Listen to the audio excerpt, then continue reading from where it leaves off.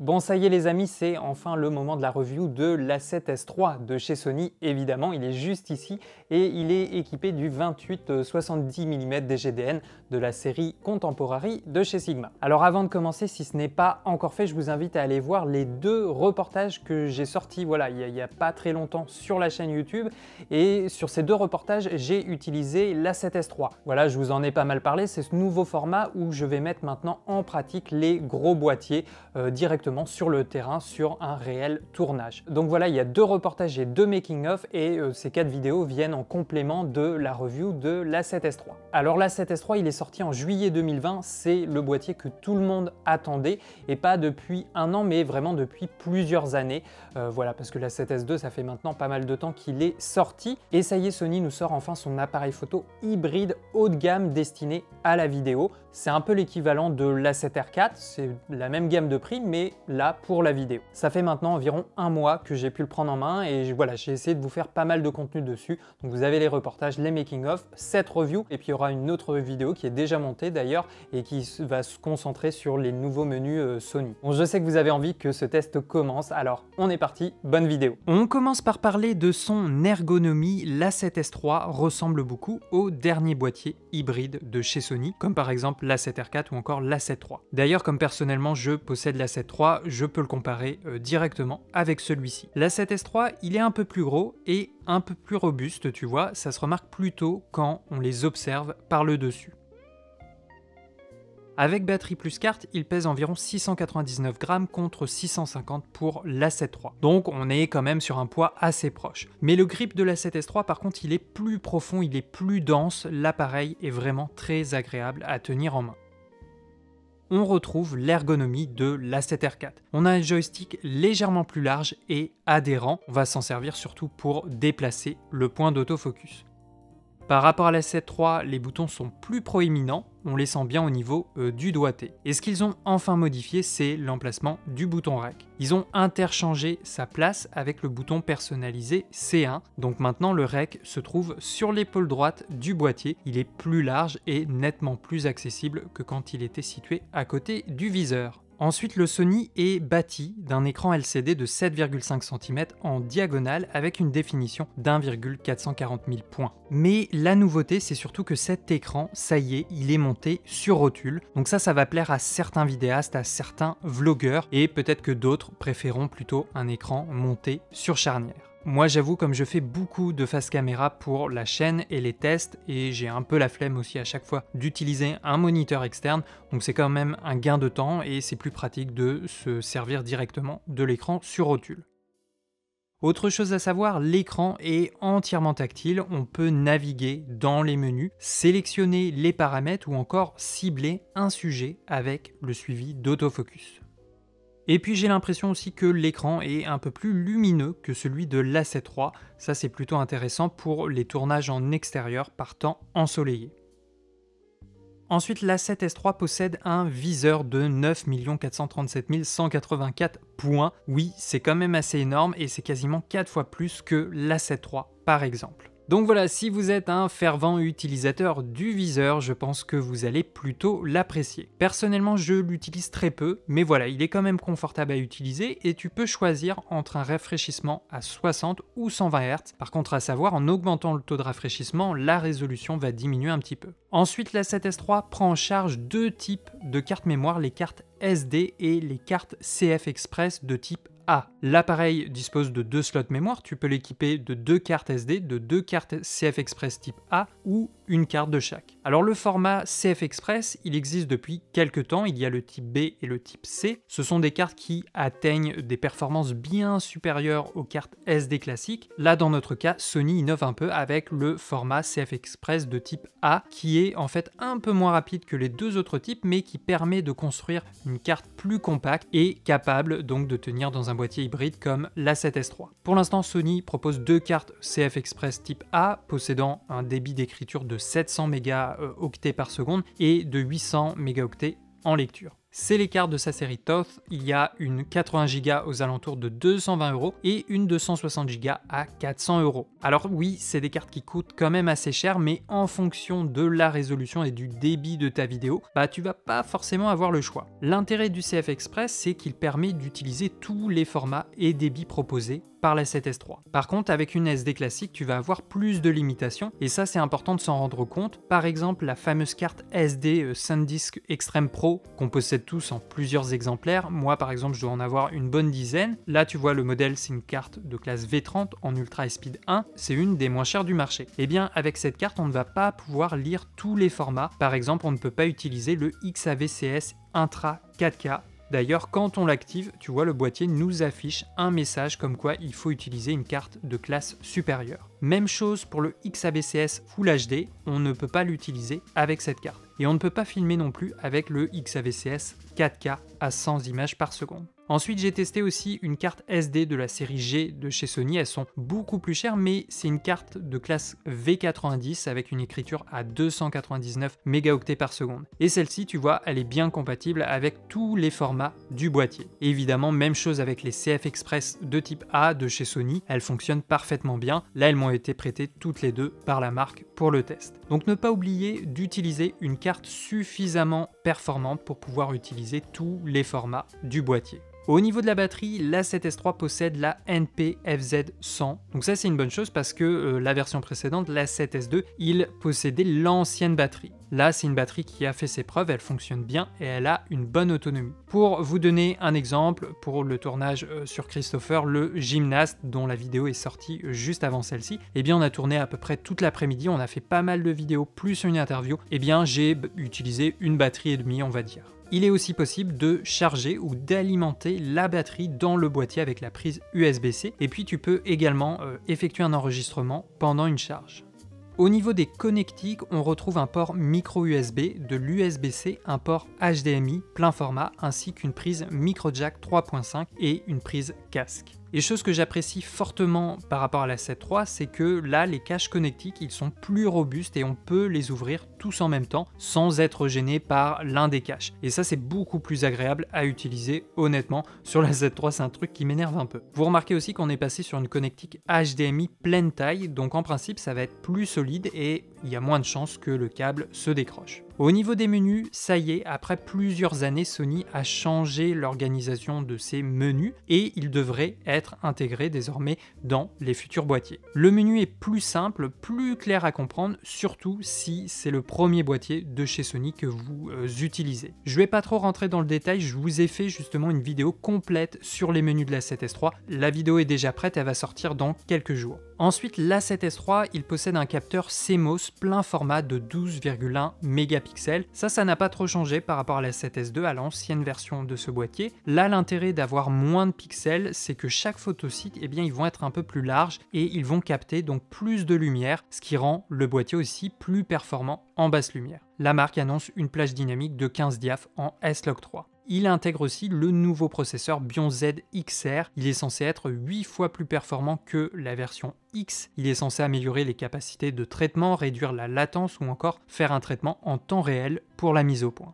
Alors la 7S III, comme sa version précédente, la 7S II, c'est un boîtier qui excelle vraiment en haute sensibilité. D'ailleurs, sa plage de sensibilité ISO s'étend de 80 à 102 400 ISO en mode standard et de 80 à 409 600 ISO en mode étendu. Chose importante à savoir, même si Sony n'en parle pas dans la présentation de son produit, la 7S III possède quand même un circuit proche du fonctionnement de celui du Dual ISO. Tout simplement parce que c'est très clair, ça s'observe, il y a une différence très visible quand tu passes à 12 800 ISO. Tu vois la différence avec 6400, c'est vraiment énorme, et tout de suite à 12 800 ISO, eh bien le grain diminue énormément, on retrouve un signal beaucoup plus propre et exploitable. Donc ça c'est vraiment génial et ça peut être un élément décisif, je pense, sur le choix de ce boîtier. Maintenant, je précise que les paliers vont être différents en fonction du profil que tu vas utiliser. Par contre, la chose qui ne change pas, c'est que le changement de circuit, cette réduction de grain, elle respecte toujours une plage de 4 diaph ou si vous voulez, une plage de 4 diaph plus un tiers de diaph. Donc en partant de la valeur ISO la plus basse. Sachant qu'un diaph, tu le sais, au niveau des ISO, ça correspond à doubler la valeur. Alors en mode standard, avec le PP off, sans profil, la valeur de base, c'est 80 ISO. À 160 ISO, ça va faire un diaph. À 320 ISO, ça va être un deuxième diaph. À 640, c'est le troisième. Et le quatrième diaph, on va le trouver à 1250 ISO. Donc avec le profil standard, c'est la valeur qu'il faut éviter, 1250. Et tu vois, quand on passe à 1600, le signal est beaucoup moins bruité. Alors là, vous inquiétez pas, le grain ne sera pas du tout aussi présent sur les plans que vous ferez. Là, c'est juste j'ai filmé au noir et j'ai vraiment boosté l'exposition pour que ça soit visible. Mais sinon, bien entendu, le grain sera beaucoup plus discret. Alors avec le S-Log 2 et le S-Log 3, ça va être la même chose. La base ISO commence à 640 et ça va être à 12 800 ISO qu'on va avoir ce deuxième palier. Et c'est là que le grain va fortement diminuer. Je t'ai fait aussi une comparaison entre l'A7 III et l'A7S III pour te montrer l'utilité du deuxième ISO natif de la 7S III. Là, pour cette première scène, j'ai utilisé le S-Log 3 et j'ai réglé les deux boîtiers à 12 800 ISO. Alors pour la 7 III, 12 800 ISO, c'est la valeur à laquelle le boîtier applique un traitement. Il va retrouver une image avec beaucoup moins de grains. Alors je sais pas ce que vous en pensez, mais je trouve que c'est assez flagrant, surtout au niveau des couleurs, du contraste, des teintes. Les tons de la peau, du visage sont beaucoup mieux préservés aussi sur la 7S III. Et c'est assez flagrant quand tu zoomes dans la vidéo, l'image de la 7S III est moins bruitée et les teintes sont mieux préservées. Je t'ai fait un autre exemple avec le profil standard ou sans profil d'image si tu préfères. Donc là, le double ISO pour la 7S III c'est 1600 ISO. Alors là, on reste sur une sensibilité qui est relativement faible, donc le grain n'est pas très visible, mais on peut quand même observer une différence. Et également, j'avais réglé la même température de couleur, pourtant il y a quand même une petite différence au niveau de la balance des blancs. Et puis sur les plans zoomés, là on aperçoit bien la différence, le grain de la 7 III est plus visible et aussi j'ai l'impression qu'il y a plus de bruit de chrominance par rapport au grain de la 7S III. Donc en fait la 7 III il était déjà très performant en basse lumière, mais la 7S III il l'est encore plus avec son double ISO natif. Au niveau de l'autofocus, eh bien il n'y a quasiment rien à redire, je pense que c'est aussi ça qui va le différencier des autres boîtiers de cette gamme de prix chez d'autres marques. La mise au point autofocus est vraiment très réactive, on a toujours ce mélange gagnant de la mise au point automatique à détection de phase et de contraste. Là tu vois c'est un plan avec le 24 mm f1.4GM, il n'y a aucun problème, l'autofocus est très réactif et va suivre parfaitement l'œil du sujet. Ensuite, là, c'est un plan au 35 mm f1.8, j'ai le soleil dans le dos, la scène est assez contrastée, mais là encore, l'autofocus suit vraiment très bien. Et je vous ai enregistré aussi les displays pour que vous puissiez voir correctement le comportement de l'autofocus et du tracking sur les yeux. Ensuite, j'ai changé complètement la scène, j'ai voulu tester l'autofocus en basse lumière, c'est une spécialité de la marque Sony. Là, je suis à 12 800 ISO, on en a parlé avec le S-Log, il vaut mieux passer directement à ce palier, on va dire que c'est le deuxième ISO natif de la 7S III. Alors je suis toujours au 35 mm et tu vois qu'il s'en sort quand même pas mal. Alors oui, il est un peu plus lent qu'en extérieur, mais là il faut bien se rendre compte, on est dans une cave, il y a très peu de lumière, il y a juste une petite lucarne devant moi qui donne sur l'extérieur, mais autrement on est dans un endroit vraiment très sombre et je trouve que le boîtier se débrouille plutôt pas mal. Là tu vois sur ce plan très compliqué, il y a toujours très peu de lumière et on est en plus à contre-jour. Alors au début tu vois qu'il ne détecte pas le sujet, mais pour ce plan c'est pas très grave finalement, il a repéré le visage puis l'œil du sujet sur les derniers mètres. Je te montre aussi le plan avec une lutte, voilà ce que ça donne. Alors là je suis à f1.8 au 35 mm, donc c'est aussi pour ça que le piqué est peut-être moins marqué à cette ouverture. On peut observer quand même un peu de grain, mais je rappelle qu'on est à 12 800 ISO, et là il n'y a aucun traitement à appliquer au bruit en post-production, vous avez vraiment l'image brute. J'ai juste appliqué une lutte pour convertir le S-Log en Rec 709. Alors comme sur les derniers boîtiers de la marque, on peut régler la vitesse d'autofocus et la sensibilité de suivi.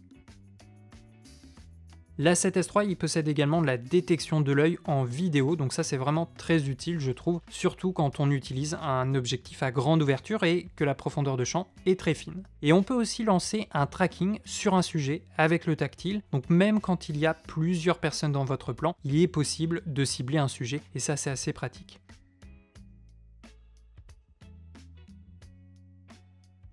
On attaque la partie performance vidéo. Quelles sont les nouveautés au niveau des formats, codec et débit? Eh bien déjà, on a plusieurs choix, il y en a 5. On a le XAVCS 4K, ça c'est le format standard qu'utilise Sony, on le retrouve aussi sur l'A7 III. Il fonctionne avec une compression long-GOP. Ensuite, on a le XAVCS HD, on a aussi le XAVCS 4K, donc ça c'est le plus gros format que peut délivrer l'A7S III en interne. Là on n'est plus sur une compression long GOP mais en intra. Et puis on a la même chose en HD. Alors le XAVC HS 4K, qu'est-ce que c'est? Alors je l'ai spécialement gardé pour la fin. En fait c'est la même chose que le XAVCS 4K, sauf que là le codec est différent, il utilise le HEVC, c'est un codec qui est plus compressé et qui offre une qualité d'image supérieure au XAVCS classique. Par contre, comme il est très compressé ce codec, la plupart des ordinateurs et logiciels vont avoir du mal à le lire de manière fluide. Maintenant la grosse nouveauté, avec l'A7S III par rapport aux autres boîtiers qui existent, c'est que maintenant, ce boîtier n'est plus limité à du 8 bits, mais il va pouvoir enregistrer du 10 bits 422 en interne directement sur la carte mémoire. Alors je vais pas te montrer tous les débits, mais tu vois par exemple en XAVCS 4K à 25 images par seconde, tu peux enregistrer jusqu'à 140 mégabits par seconde en 422 sur 10 bits. Et en fonction de la cadence que tu choisis, tu vois que le débit sera différent. Et on l'a vu dans la partie sur la carte mémoire, en fonction de la classe de ta carte, tu pourras peut-être pas accéder à tous les formats et à tous les débits du boîtier. Ensuite, chaque format aura un poids différent. Je t'ai fait un petit résumé pour que ça soit plus clair. J'ai réalisé un enregistrement de 30 secondes avec chaque format en utilisant le débit maximum pour une cadence de 25 images par seconde. Alors le XAVC-S HD, c'est le plus léger. Ensuite, on a le XAVCS Intra HD et puis on a le XAVCS 4K. Alors techniquement, le XAVC HS 4K, il devrait être en dessous du XAVCS 4K, mais pour l'instant, en PAL, en fait, le format existe que en 50 images ou en 100 images par seconde, mais pas en 25. Alors, je sais pas pourquoi, c'est vrai que c'est un peu bizarre, mais du coup, à cette cadence, eh bien, le débit est plus élevé, donc même avec la compression de ce codec, le poids du fichier final est supérieur à celui du XAVCS 4K.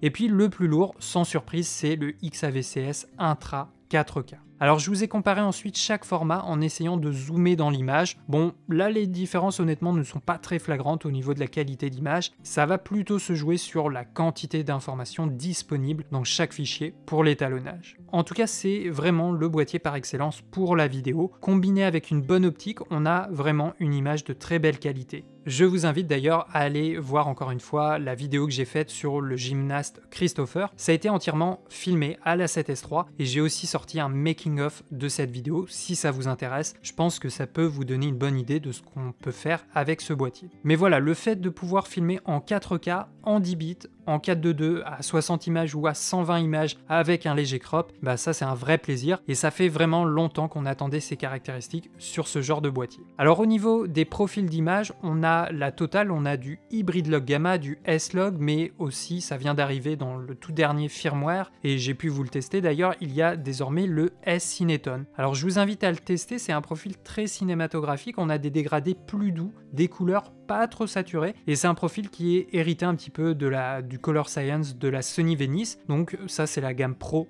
Cinéma. Et ce profil, il a quand même une bonne plage dynamique, il offre un peu plus de latitude pour l'étalonnage, mais en même temps, tu peux aussi l'utiliser directement sans étalonnage ou avec en tout cas une très légère correction colorimétrique. Alors j'ai essayé de vous faire quelques comparaisons entre le S-Cineton et du S-Log 3 sur la même scène. À chaque fois, j'ai réglé les paramètres d'exposition pour protéger les hautes lumières. Donc là, on a une scène assez contrastée, on a le soleil qui tape, on a pas mal d'ombre et le S-Cineton, il procure, je trouve, une image assez contrastée, mais quand même moins que le profil standard. Et tu vois qu'on a quand même une plage dynamique assez large, on a des infos un peu partout dans l'image. Par contre, il a tendance à être un peu moins saturé que les autres profils d'image. Là, par rapport au S-Log 3, c'est assez flagrant au niveau du log. J'ai juste utilisé une lutte pour le développer et j'ai ajusté un petit peu les paramètres de base. Par contre, je n'ai pas touché à la saturation. Là, sur ce plan, on peut voir qu'avec le S-Log, on a gardé beaucoup plus d'informations dans les hautes lumières et les blancs, notamment au niveau du store qui prend le soleil en direct, on a toujours des informations à cet endroit-là. Donc j'ai fait un autre exemple pour tester la dynamique de ces différents profils. On a une scène très contrastée. J'ai exposé pour l'extérieur pour conserver des informations dans le ciel.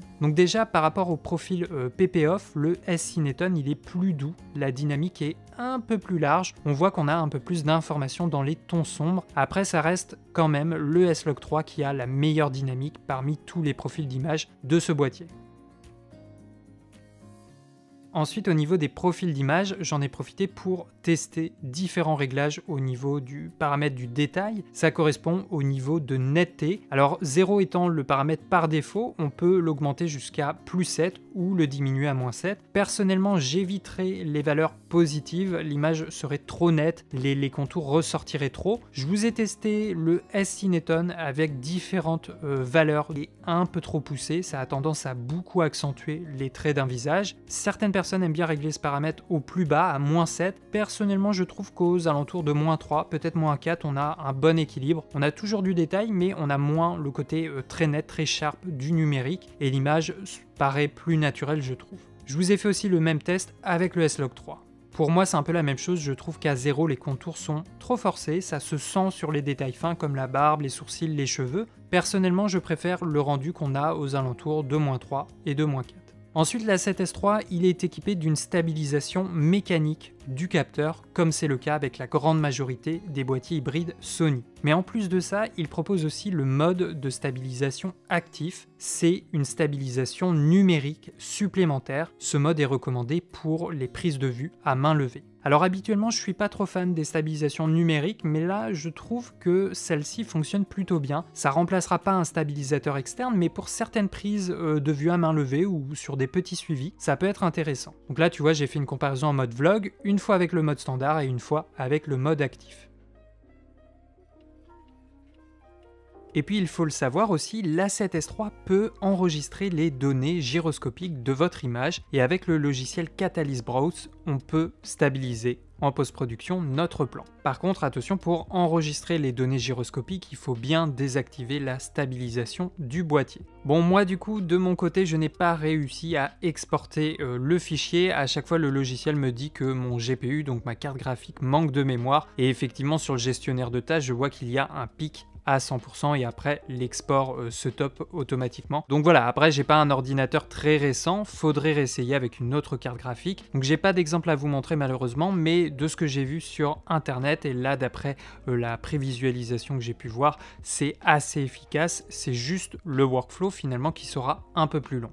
Ensuite, je vous parle un peu de la partie HDMI. Donc on a vu que le boîtier est équipé d'une connectique HDMI de type A, donc c'est-à-dire c'est le format de connectique le plus large. Tu peux sortir un signal 4K ou Full HD avec les mêmes débits et profondeurs que tu peux avoir en interne. Mais là, l'élément supplémentaire, c'est qu'avec l'A7S III, tu vas pouvoir sortir du RAW via son HDMI. Alors pour l'instant, on peut l'enregistrer uniquement avec le Ninja 5 d'Atomos. L'A7S III peut enregistrer un RAW 16 bits linéaire, mais en fait, sur l'Atomos, le RAW est compressé à du 12 bits et la sortie correspond à la taille du capteur, donc à du 4264 par du 2408. Mais si vous voulez du 16/9 par exemple, eh bien Atomos propose un mode crop metadata qui permet d'obtenir l'équivalent d'un 16/9, c'est du 4240 par 2384. Donc avec le Ninja 5, tu peux enregistrer du ProRes RAW, tu peux enregistrer aussi du DNX ou encore du ProRes. Alors faut bien mettre à jour ton Atomos et activer les deux codecs, tu auras un petit fichier gratuit à télécharger. Par contre, pour le RAW et les autres codecs via HDMI, tu es limité à 60 images par seconde. On ne peut pas enregistrer à 100 images en 4K, ni en Full HD d'ailleurs. Alors le RAW, ça reste un format qui est quand même assez compliqué au niveau du workflow en post-production. C'est assez lourd comme fichier, ça demande quand même d'avoir une bonne machine derrière pour assurer tous les calculs. Et puis tous les logiciels ne sont pas forcément compatibles avec le ProRes RAW. Par exemple sur DaVinci, pour l'instant ce n'est pas possible. Ça fonctionne avec Final Cut Pro et aussi sur Premiere Pro, mais tu n'auras pas accès par exemple dans le cas de Premiere Pro à tous les réglages, tu ne pourras pas modifier la balance des blancs comme c'est habituellement possible avec un fichier RAW. Alors j'ai fait quelques tests en RAW, évidemment c'est à prendre avec des pincettes comme toujours, c'est pas un format sur lequel j'ai l'habitude de travailler et en plus avec la compression YouTube vous allez peut-être pas bien discerner la différence. En tout cas ce qui est bien avec l'A7S III, quand tu enregistres en RAW via HDMI tu peux aussi enregistrer sur le boîtier dans un autre format. Donc comme ça m'a permis de vous comparer le ProRes RAW directement avec le XAVCS Intra 4K sur le même plan. Donc c'est du S-Log 3 et j'ai appliqué exactement le même étalonnage sur les deux plans. Alors on remarque une petite différence au niveau de la teinte et de la température, c'est peut-être lié au codec, je sais pas trop, mais en tout cas quand on passe à 400%, on peut voir une petite différence au niveau du détail de l'image. Le RAW est un peu plus défini que le XAVCS Intra 4K. Donc ça c'est bon à savoir, après il faut quand même vraiment beaucoup zoomer dans l'image pour voir la différence. Autrement, chose à savoir, quand l'A7S III est connecté à un moniteur via HDMI, quand tu lances le rec sur le boîtier, le signal est maintenu sur les deux écrans. Donc ça c'était pas le cas avec l'A7 III et son écran devenait noir pendant l'enregistrement. Donc ça c'est plutôt cool d'avoir ça avec l'A7S III. Il y a uniquement quand tu envoies les displays comme d'habitude via HDMI que l'écran du boîtier devient noir. Alors au niveau du crop, au niveau du recadrage, est-ce qu'il y en a sur la 7S III et dans quelles conditions on a ce crop? Déjà, vous vous demandez peut-être si on peut utiliser le crop APS-C, le mode Super 35. Si on utilise une optique APS-C, est-ce qu'on va pouvoir utiliser le crop? La réponse est non, ce n'est pas possible. En tout cas, en 4K, le mode n'est pas disponible. Et ça, c'est normal parce que l'A7S III, il a tout juste la définition minimale sur le capteur pour tourner en 4K. Je rappelle qu'il a un capteur de 12,1 mégapixels effectif, ce qui est en fait 2 fois moins que l'A7 III, par exemple. Alors après, vous pouvez utiliser le crop APS-C en Full HD, mais là, eh bien, on va perdre quand même plus de qualité que si on était en 4K. Après, la solution, ça serait d'utiliser le Clear Image Zoom pour ne pas avoir le vignettage dû à l'optique APS-C, mais ça reste une solution un peu de fortune. L'A7S III, il est fait pour être utilisé avec des objectifs plein format. Ensuite, quand on va filmer à 100 ou 120 images par seconde, il y aura un léger crop d'1,1. Tu as la différence qui est représentée à l'écran. Et puis, tu as également un autre crop quand tu utilises la stabilisation avec le mode Active. C'est la stabilisation digitale, on vient d'en parler. D'après mes tests, le crop est très légèrement plus grand que le crop du slow motion, mais voilà, ça reste quand même un petit crop dans l'ensemble. Au niveau du rolling shutter, je ne sais pas ce qu'ils ont fait, mais il est beaucoup moins présent par rapport à la 7 III et même par rapport à tous les autres appareils hybrides du marché. C'est vrai que dès qu'on va faire des prises de vue, par exemple dans un véhicule en mouvement et qu'on filme l'extérieur, on avait pas mal de déformations du rolling shutter, mais là honnêtement sur la 7S III, ils ont fait du bon boulot, il y a vraiment très peu de déformations.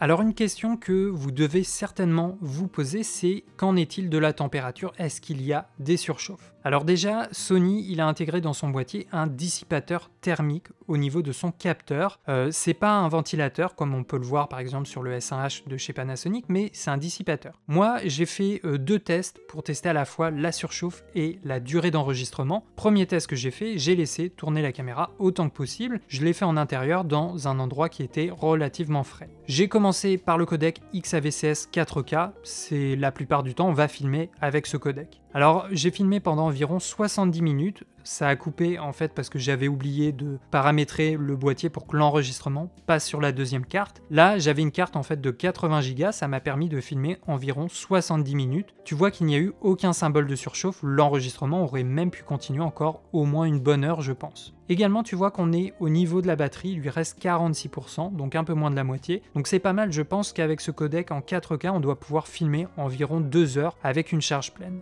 Autre élément qui peut vous intéresser, le fichier n'est pas divisé tous les 4 Go. Non, là tu as un seul fichier qui sort de ta caméra. D'ailleurs, ça peut te donner une indication. En XAVCS 4K pour 70 minutes d'enregistrement, ça correspond à peu près à 75 Go de données. Ensuite, j'ai refait le même test, mais cette fois-ci, j'ai utilisé le codec XAVCS Intra 4K. Donc ça, c'est le plus gros codec du boîtier. Les fichiers sont plus lourds et là j'ai demandé au boîtier de passer sur la deuxième carte quand la première était finie. Donc il y avait 2 cartes de 80 Go et il les a remplies grosso modo en 84 minutes. Et là encore une fois tu vois il n'y a eu aucun signe de surchauffe, la batterie est à 42%, on aurait pu largement dépasser les 2 heures d'enregistrement. Et puis enfin, j'ai retesté le XAVCS 4K, mais cette fois-ci à 100 images par seconde. À cette cadence, le débit est plus élevé, il est de 280 mégabits par seconde en 10 bits. En fait, j'avais vu sur internet quelques reviews qui disaient qu'il pouvait avoir une surchauffe quand tu utilises une cadence à haute vitesse. Et là, tu vois le symbole de surchauffe, il est apparu aux alentours de 54 minutes et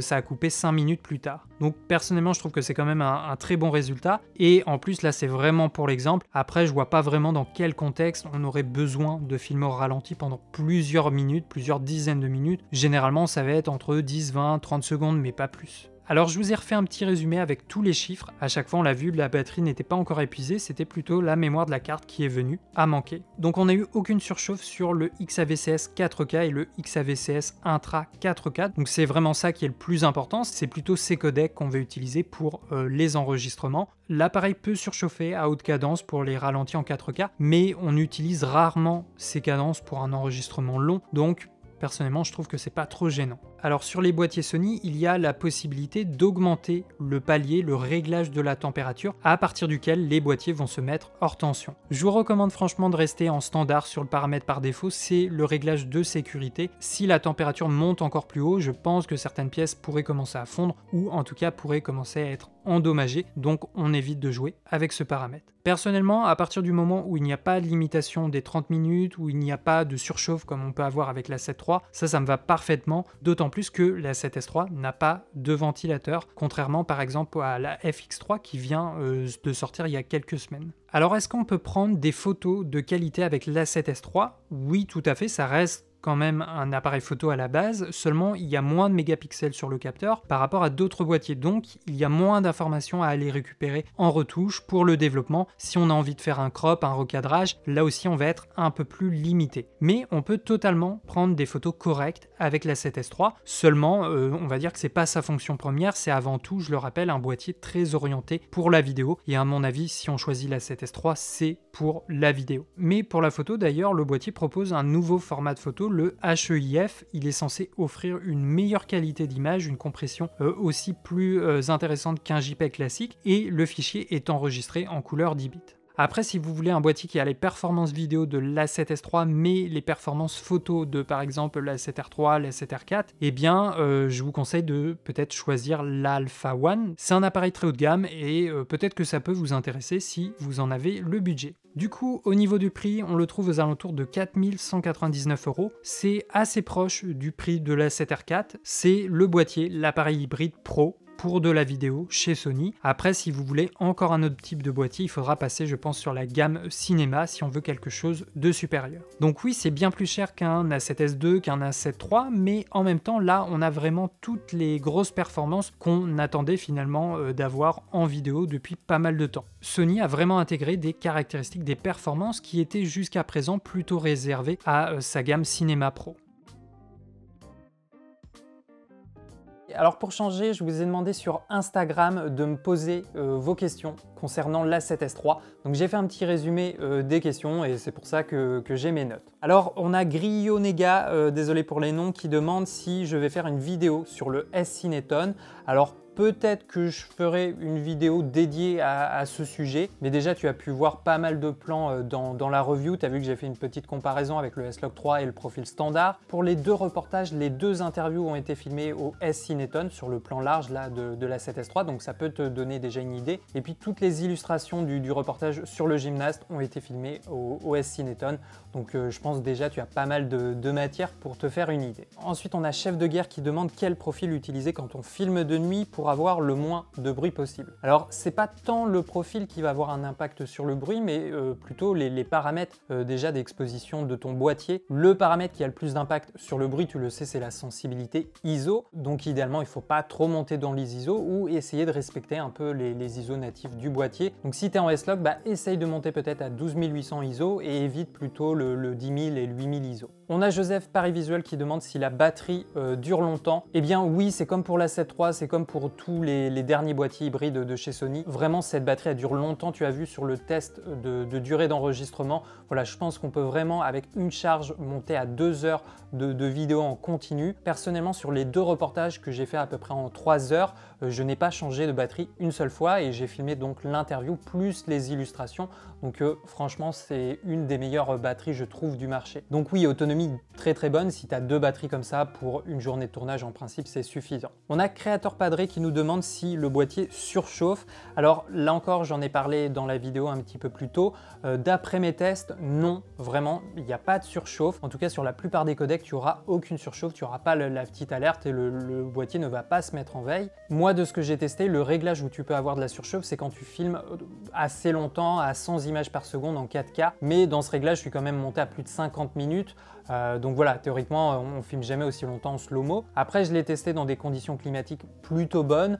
Faudrait tester le 4K Intra, peut-être en extérieur, en plein soleil, ou en tout cas dans des températures beaucoup plus élevées. On a James Moriarty qui nous demande si passer d'un A7 III à un A7S III, est-ce que ça vaut vraiment le coup ou non? Alors c'est une bonne question et ça va vraiment dépendre de ton activité et en fait des sujets, voilà, des types de sujets que tu vas filmer. En termes de qualité d'image pure, voilà, ils ont une 4K vraiment très similaire, tu n'auras pas un changement radical. Et puis sur d'autres paramètres, c'est aussi très similaire. On a la stabilisation mécanique du capteur.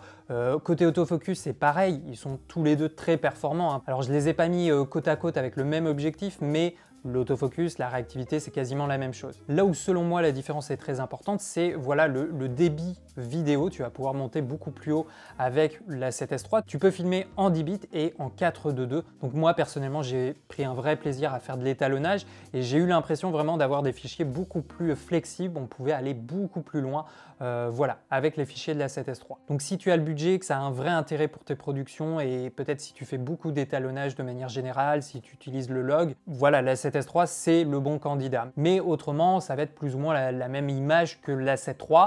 La seule différence là, c'est que tu as l'écran orientable, donc éventuellement pour des faces caméra, ça peut être pratique. Après, ne pas oublier que la 7 III est peut-être plus polyvalent, hein, il est aussi bon en photo que en vidéo. Avec la 7S III, on a vu, on peut prendre des photos, mais voilà, il a juste 12 mégapixels sur le capteur, donc on va pouvoir moins faire de choses, moins pousser la retouche et on va moins recadrer dans une image. On a Thomas Bousmar qui nous demande quelle serait la meilleure config pour de la fiction avec la 7S III ou du documentaire. Alors difficile à dire, c'est assez subjectif. Si tu parles de l'accessoirisation du boîtier, par exemple tu peux prendre une cage de chez Smallrig, ils en font des pas mal, et à partir de là tu peux rajouter une poignée sur le dessus, d'autres emplacements colchou ou alors une poignée sur le côté. Voilà, il y a plusieurs possibilités. C'est un peu libre à chacun de trouver la config qui lui correspond. Mais pour du docu, voilà, si tu as envie d'avoir quelque chose d'assez léger, bah, c'est bien d'avoir un petit micro, peut-être d'avoir un moniteur, mais de pas non plus trop t'encombrer. Ensuite, on a Olivier Hop qui nous dit l'histoire du double ISO natif, quel palier à éviter du coup? Eh bien, là encore, on l'a vu dans la review, hein, j'ai vraiment marqué tous les paliers à éviter. On va dire que ça va être surtout pour le S-Log qu'il y a des paliers à éviter parce que on monte beaucoup plus haut dans les ISO. On a vu que le double ISO, voilà, c'était à 12800, donc idéalement, moi je dirais qu'il faut éviter tout ce qui est 6400, 8000, 10000 ISO.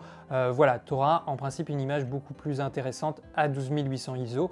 Après, pour les autres profils d'image, le palier est un petit peu plus bas, donc il y aura moins de différence, mais ça peut être bien de le respecter quand même. Alors on a toujours Olivier Hop qui nous demande si le crop du mode stabilisation actif ressemble au crop Super 35 APS-C. Alors non, pas exactement, parce que le crop APS-C c'est du 1,5 ou 1,6, alors que là c'est du 1,1 le crop de la stabilisation, donc on est vraiment pas du tout sur la même taille de recadrage. On a myview.fr qui nous demande si c'est un bon boîtier polyvalent photo et vidéo.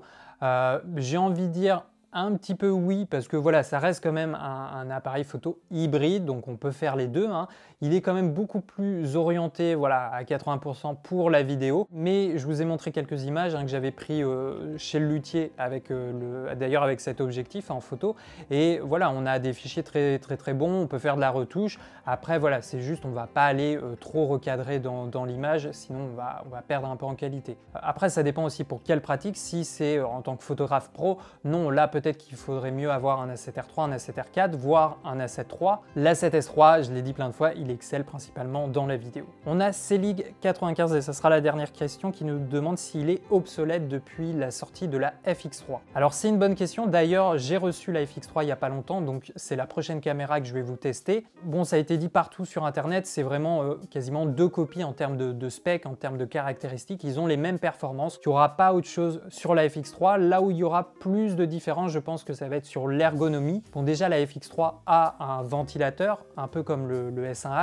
de chez Panasonic, donc théoriquement il y a encore moins de chances qu'il surchauffe. Et puis voilà, après c'est surtout l'ergonomie qui va être différent. Je pense que la FX3 va pouvoir s'accessoiriser beaucoup plus facilement avec tous les petits emplacements de vis qu'il a sur son corps. Il est vendu aussi avec une poignée supérieure, donc non, je pense qu'il n'est pas du tout obsolète. J'aurais peut-être même posé la question à l'inverse, est-ce que c'est pas la FX3 qui est obsolète par rapport à la 7S3. Notamment parce qu'avec la 7S3, on a un très bon viseur, ça peut intéresser certaines personnes. Pour le coup, la FX3 est encore plus orientée vidéo. Bon bah c'est normal parce qu'elle fait partie de la gamme cinéma de chez Sony. Donc voilà, elles sont très similaires. Je pense que ça va être surtout une question d'ergonomie, de façon de travailler. Mais en termes de performance, de résultats, vous aurez quasiment la même chose. Voilà pour vos questions les amis. Maintenant on passe à la conclusion. Alors qu'est-ce que je pense de ce boîtier? Bah écoutez, c'est un vrai plaisir de travailler sur cet appareil. Je pense que quand on a un appareil de cette gamme entre les mains, on n'a vraiment pas trop à se plaindre. Et puis surtout, comme vous l'avez vu, j'ai pu le tester sur le terrain en tournage. J'ai eu l'occasion notamment de filmer un peu une compagnie médiévale qui était spécialisée dans l'archerie. J'ai tout filmé à la 7S3, j'ai utilisé le S-Cineton et j'ai fait pas mal de plans à 25 images par seconde en 4K XAVCS, intra d'ailleurs. Mais j'ai aussi fait pas mal de plans en slow motion à 100 images par seconde et même j'ai fait quelques plans à 200 images en Full HD et c'était vraiment très joli. Donc voilà, j'ai vraiment apprécié la qualité des images qu'on peut faire avec ce boîtier. Je l'ai utilisé aussi en reportage sur le luthier Tony Giraud, le fabricant de guitares électriques. Là, cette fois-ci, j'ai filmé en S-Log 3 et voilà, je me suis vraiment amusé en étalonnage. Habituellement, je faisais pas trop d'étalonnage, c'est pas forcément le truc où j'étais le plus à l'aise, mais là, j'ai vraiment pris plaisir voilà, à travailler sur des fichiers 10 bits en 4:2.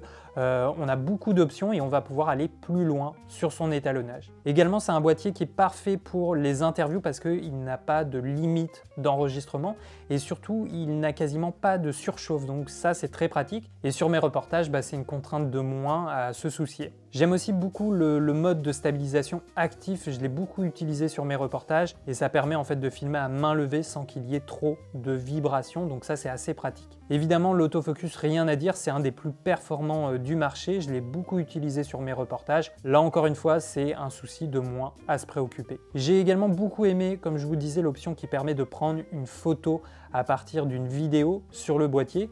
Ensuite, avec le fichier, on a le choix de sortir un JPEG ou un TIFF. Et donc, avec ce TIFF, justement, on peut retoucher un peu plus notre photo. Donc, j'ai trouvé ça assez pratique, d'autant plus que sur mes tournages, je n'ai fait que filmer. Donc, je n'ai pas eu le temps de faire des photos, donc ça fait quand même des souvenirs. Donc oui, super boîtier, c'est un appareil qui est fait pour la vidéo. Si vous hésitez entre la 7 III et la 7S3, sans hésiter, pour la vidéo, prenez la 7S3, à condition évidemment que vous en ayez le budget. C'est un appareil qu'on va pouvoir utiliser pour du vlog, pour des face caméra, pour YouTube, pour des reportages, pour des interviews, mais aussi pour des productions peut-être plus importantes comme des fictions ou des documentaires. Alors est-ce qu'il est parfait? Bah franchement je pense qu'il n'est pas très loin, en tout cas pour ce type de produit, pour cette gamme de produits. Alors on peut toujours trouver des choses à redire, il y a toujours des petits détails à peaufiner. Par exemple, il n'y a pas de waveform. C'est un outil qu'on aime bien utiliser sur les tournages, c'est un outil d'aide à l'exposition que les vidéastes utilisent beaucoup. Et puis il n'y a pas non plus de 4K DCI, c'est un format qu'on aime bien dans la vidéo et au cinéma et on l'a pas sur ce boîtier. Et puis il y a aussi un autre élément qui m'a un peu énervé sur le tournage, quand tu branches ton casque sur la prise,